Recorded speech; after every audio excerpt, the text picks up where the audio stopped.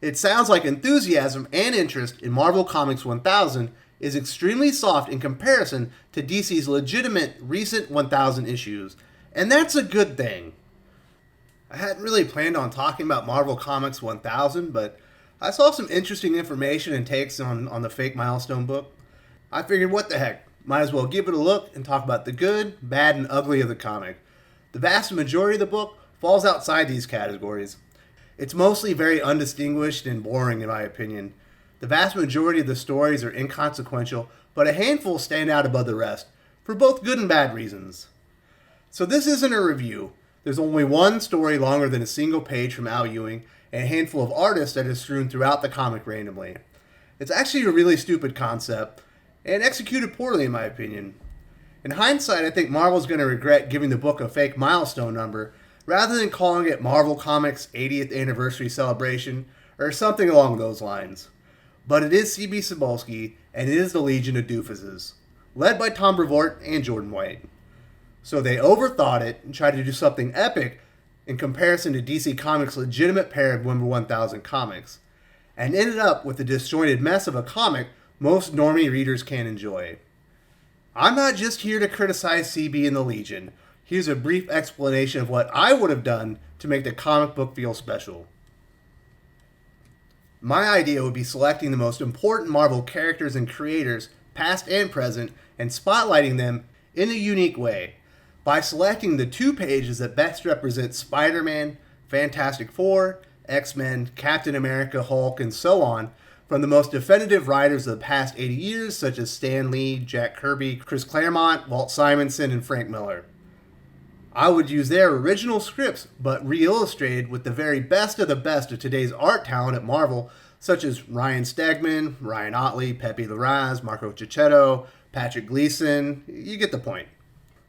I then would handpick the very best new writing talents Marvel has to offer, like Donny Cates, Al Ewing, Jonathan Hickman, Tom Taylor, and yes, even Kelly Sue DeConnick if they needed to spotlight Captain Marvel. Have them write new 4 to 6 page short stories that best exemplify the essence of Marvel's most iconic characters, and have them illustrated by the classic comic artists most associated with those characters, such as a Walt Simonson, a John Byrne, John Romita Jr. For example, Spider-Man would be represented by Stan Lee's epic scene of Peter Parker rising from the rubble in Amazing Spider-Man 33, illustrated by Ryan Stegman, with a new 4 to 6 page story written by Donny Cates and illustrated by John Romita Jr. or Mark Bagley. X-Men could be represented by Chris Claremont's unforgettable Uncanny X-Men 136 moment of Dark Phoenix consuming a planet, re-illustrated by Pepe Larraz, and a new short story from Jonathan Hickman with graphics from John Byrne. This would have been a much more powerful tribute to the history of Marvel Comics, their timeless characters, the legendary talents, while also shining a spotlight on today's best and brightest, hopefully leading Marvel into 80 more years of comic excellence. Now, this would cause a bit of heartache on the behalf of C.B. Cebulski. It would definitely cause issues among pros and fans regarding who are the iconic creators and what are the iconic moments. But he's paid a handsome salary, and it's his job to deliver a memorable product, not the mostly milquetoast contents available inside Marvel Comics 1000 that, as far as I'm concerned, didn't deliver anything close to $10 worth of quality story. And in the end, doesn't even really celebrate Marvel's amazing 80-year legacy in any meaningful or memorable way. Enough with the preamble. It's time for the good, the bad, and the ugly of Marvel Comics 1000. Starting with the good and working our way to the bad and finishing with the ugly. There are a couple of pretty funny stories in this comic. Jeff Loeb and Tim Sale's The Return of Not Brand Ek is a lighthearted story celebrating Marvel's first parody series from 1953, Crazy. The lumbering Bulk and Benjamin J. Grimey battle over the last avocado lime bar on an extremely hot day in New York.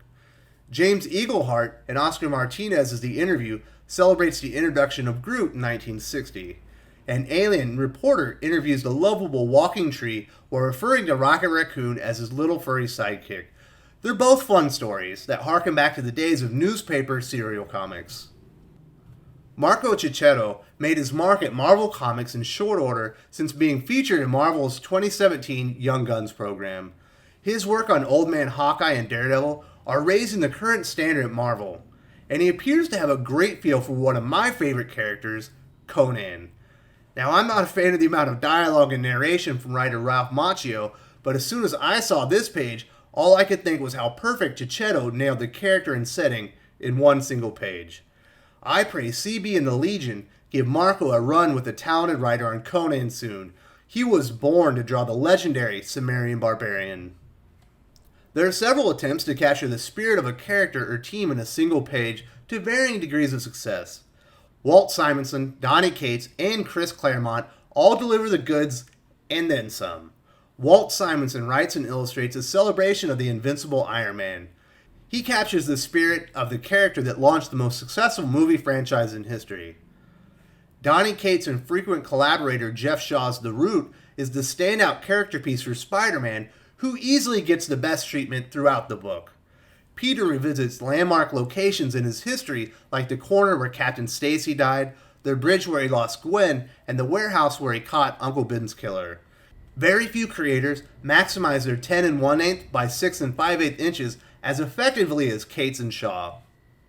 Chris Claremont and Salvador Larroca's With a View to Forever is a beautiful tribute to many different incarnations of Marvel's mutant heroes. There are a handful of character and team collages in the book, but this is easily the most striking. Not surprisingly, 3 of the 4 best character pieces are from some of Marvel's best writers, past and present. The very best is surprisingly from a writer who hadn't been published by Marvel Comics prior to Marvel Comics 1000. Patrick Gleason made his name at DC Comics on Batman and Robin and Superman. He recently made the move to Marvel as a soon-to-be featured artist on flagship Amazing Spider-Man. His Captain America story, Glory Days, is without a shadow of a doubt the best story in the entire book, displaying some of Cap's most meaningful moments to the Pledge of Allegiance. It's a beautiful display of the character and, quite frankly, shocking to see. I never would have thought Marvel would allow the words "One Nation under God" in one of their comic books. I half expected my monitor to self-destruct when I read it. You know you're living in strange days when displaying the most patriotic hero in comics with the Pledge of Allegiance feels like a dirty act on Marvel's part. Of course, the rest of the creative teams at Marvel take enough shots at America to basically drown out the wonderful work Pat Gleason put in this book. Kudos to Gleason for going against the grain and presenting Captain America in the light Jack Kirby and Joe Simon intended when they created him. Lord knows nobody else at Marvel is willing to honor their legacies, and that includes Mark Waid, my first entry on the bad list. Waid's essay in the final version of the comic is fairly innocuous and generic. We all know that's not what Waid intended to be published. I'm still shocked CB and the Legion allowed this man anywhere near Marvel's characters or creative talents. He likes to claim he's the powerful protecting the weak. In fact, there are multiple documented cases of Waid abusing his own power and lording it over people of lower industry status to bend them to his own personal will. This page by Waid is much more emblematic of the treatment Cap received from Nick Spencer and continues to receive from Ta-Nehisi Coates. Marvel continues destroying everything beautiful Jack Kirby and Joe Simon's creation stands for. Unfortunately, one amazing page from Patrick Gleason can't change that. Also, the sun is behind Cap in this picture. I'm not sure where the shadow is being cast from unless he's standing over Mount Doom, getting ready to destroy the One Ring of Power. If you've ever wondered why Kelly Sue DeConnick can't write comics to save her life, she gives up all the details in her 7 things you can count on. I'm sure this is supposed to be satire, but I get the feeling this is much closer to reality than she cares to admit. Her stories rarely feature character progression or a hero's journey, because she can't write either of them. Her characters, just like Captain Marvel here, are always fully realized and only need deal with unintended consequences of their actions rather than grow into better versions of themselves after successes and failures. Tom Taylor's story not only features 2 of the most disposable X-Men characters ever, Laura and Gabby, he also pays off the joke with one of the most abused phrases from industry legend Stan Lee, "The world outside your window." My final entry on the bad list comes from one of the worst writing talents in the entire comic industry, Rainbow Rowell. She features Jennifer Walters' She-Hulk complaining that she's always compared to Bruce Banner Hulk. Rainbow basically projects her own personal frustration throughout the entire page and seems to think it's only because the character is female. I got news for you, Rainbow. Most every character, regardless of race, gender, or anything else, that steals or borrows a hero moniker from an already established legendary character gets dumped on. Them's the rules. Alright, so that covers the bad. Let's finish up with the ugly, which is how I describe the way some of the writers in this book abuse their opportunity and bash America rather than celebrate 80 years of excellence at Marvel Comics. Jeremy Whitley's Fight for Love is supposed to celebrate the introduction of Miss America in Marvel Mystery Comics number 49. I highly doubt Otto Binder and Al Gabriel had any of the following in mind when they created Madeline Joyce in 1943, whose hero persona was later taken by America Chavez.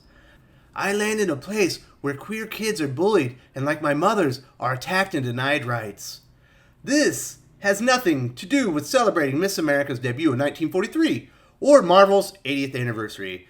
This is going into business for yourself and putting your own personal ideology over the purpose of the comic.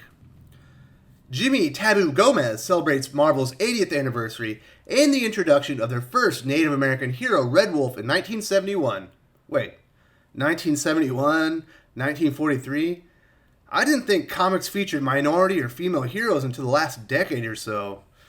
It's almost like the public's being force-fed a false narrative about the industry. Anyway, good old Taboo Gomez celebrates by characterizing white Americans as colonizers and missionaries who brought an ideology to homogenize a people. Jimmy is apparently not a fan of Manifest Destiny either. Good thing the writer is celebrating Marvel here and not propagandizing readers with his own spin on history or his own personal issue with events that literally happened hundreds of years before Timely Comics printed their first comic book, because that wouldn't fit the purpose of this comic book. Last but not least, but definitely the weirdest, is Tom DeFalco's Thor story, The Privilege. Look at the opening line here. Talking about an illegal immigrant, Thor, is it true you weren't even born on Earth?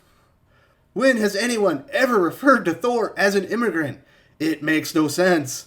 He's a Norse god from Asgard. DeFalco just randomly adds it because I guess it was on his mind. Despite a few quality pages, all the hard work put in by Jeff Loeb, Tim Sale, Marco Cicchetto, Walt Simonson, Donny Cates, Chris Claremont, and Pat Gleason is all undone by shoddy editorial oversight by lead doofus Tom Brevoort. Like I mentioned, there is an actual story from Al Ewing and a group of artists about the Eternity Mask, likely Marvel's newest MacGuffin. But it doesn't really matter because the story is told in random moments throughout a book that has far too many weird moments and distractions. I honestly can't think of a worse way to tell a narrative in an anthology book of one-page stories. I imagine CB and the Legion thought this would be epic, but it's just dumb. At the end, they promised to reveal the identity of the Masked Rider in 2020. But who cares, really? There's nothing special about this comic book, and most of what's memorable is for all the wrong reasons. Most readers aren't going to want to pay off for a story included in a comic they felt was a waste of time. It sounds like enthusiasm and interest in Marvel Comics 1000 is extremely soft in comparison to DC's legitimate recent 1000 issues, and that's a good thing. The fewer people who waste their money on this lame cash grab, the better. Hopefully CB and the Legion are learning that readers want quality like Hickman's X-Men, Kate's Absolute Carnage, Venom, and Al Ewing's Immortal Hulk. If you wasted your money on this comic, I'm sorry, but I told you so. If you enjoyed this video, please give it a like. I would appreciate it very much. It helps us attract more views for the channel. Subscribe for future commentary, comic book news, and reviews. And don't forget to ring the bell for notifications. If you want to talk comics, movies, and much, much more, you can follow me on Twitter at Wes_from_TC. With that, Salamat Po, and I'm out.